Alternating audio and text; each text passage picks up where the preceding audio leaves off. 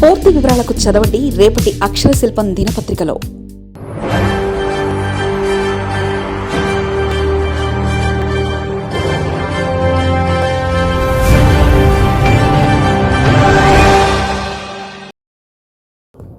ఆంధ్రప్రదేశ్పై సంచలన సర్వే. ఐటీఎన్ల సర్వేలో కూటమికి షాక్. ఇప్పటికిప్పుడు ఎన్నికలు జరిగితే అధికారం వైసీపీదే. సీఎం చాయిస్గా వైఎస్ జగన్కే ప్రజల మద్దతు.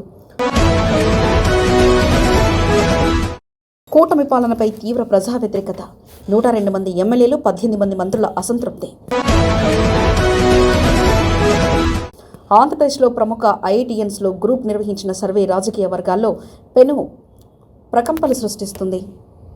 3 దశల్లో మొత్తం 40 కీలక ప్రశ్నలతో 1,90,550 శాంపిల్స్ ఆధారంగా శాస్త్రీయ పద్ధతిలో 66 పేజీల సమగ్ర సర్వే నివేదిక రూపొందించింది.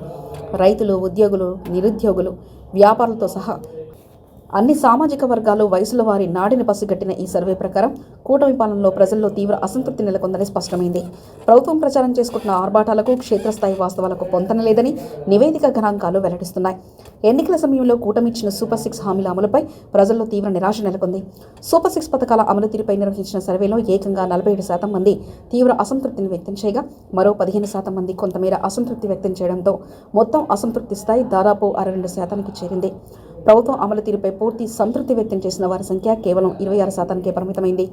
నిరుద్యోగ భృతి, మహిళలకు ఆర్థిక సాయం, అన్నదాత సుఖీభవ వంటి హామీల అమల్లో జరుగుతున్న జాప్యం గ్రామీణ, పట్టణ ప్రాంత ప్రజల్లో తీవ్ర అసహనానికి కారణమవుతుంది సర్వే తేల్చి చెప్పింది.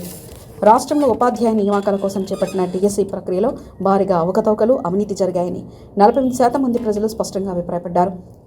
సీట్ లేదా సిబిఐ విచారణ జరపకుండా ప్రభుత్వం దాటవేత వైఖరి అభ్యసిస్తుందని సర్వేలో పాల్గొన్న వారు పేర్కొన్నారు. మరోవైపు కూటమి ప్రభుత్వ సమగ్ర పాలన పనితీరుపై 45% మంది ప్రజలు తీవ్ర అసంతృప్తిని వ్యక్తం చేయగా, పాలన బాగుందని సంతృప్తి వ్యక్తం చేసిన వారి సంఖ్య కేవలం 30%గా మాత్రమే నమోదైంది. పాలన అత్యుత్తమంగా ఉందని చెప్పిన వారి సంఖ్య కేవలం 4%కే పరిమితం కావడం విశేషం. రాష్ట్రంలోని మొత్తం 175 అసెంబ్లీ నియోజకవర్గాల్లో నిర్వహించిన విశ్లేషణ ప్రకారం ఏకంగా 102 మంది ఎమ్మెల్యేల పనితీరుపై ప్రజలు తీవ్ర అసంతృప్తితో ఉన్నారు.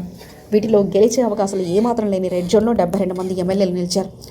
ఈ 72 మందిలో టీడీపీకి చెందిన 54 మంది, జనసేనకు చెందిన 13 మంది, బీజేపీకి చెందిన 5 ఎమ్మెల్యేలు ఉన్నారు. అలాగే ప్రమాదకరమైన ఆరెంజ్ జోన్లో మరో 30 మంది ఎమ్మెల్యేలు, టీడీపీ 29, జనసేన 1 ఉన్నారు. కేవలం 73 మంది ఎమ్మెల్యేలు మాత్రమే ప్రస్తుతం సేఫ్ గ్రీన్ జోన్లో ఉన్నారని సర్వే గణాంకాలు చెప్తున్నాయి. ముఖ్యమంత్రితో సహా కేబినెట్లో 25 మంది మంత్రుల పనితీరు పరిశీలిస్తే కేవలం 7 మంది మంత్రులు మాత్రమే గ్రీన్ జోన్లో నిలవగా, మిగిలిన 18 మంది మంత్రులపై ప్రజల్లో తీవ్ర అసంతృప్తి వ్యక్తమైంది. వీరిలో 10 మంది మంత్రులు నేరుగా రెడ్ జోన్లో ఉండి ప్రజా తిరస్కరణకు ఎదుర్కొనగా, మరో 8 మంది మంత్రులు ఆరెంజ్ జోన్లో ప్రమాదపు అంచున ఉన్నారని నివేదిక బహిర్గతం చేసింది. ప్రభుత్వ శాఖల నిర్వహణలో మంత్రుల వైఫల్యాలు, నియోజకవర్గంలో అవినీతి ఆరోపణలు ఇందుకు ప్రధాన కారణంగా నిలిచాయి.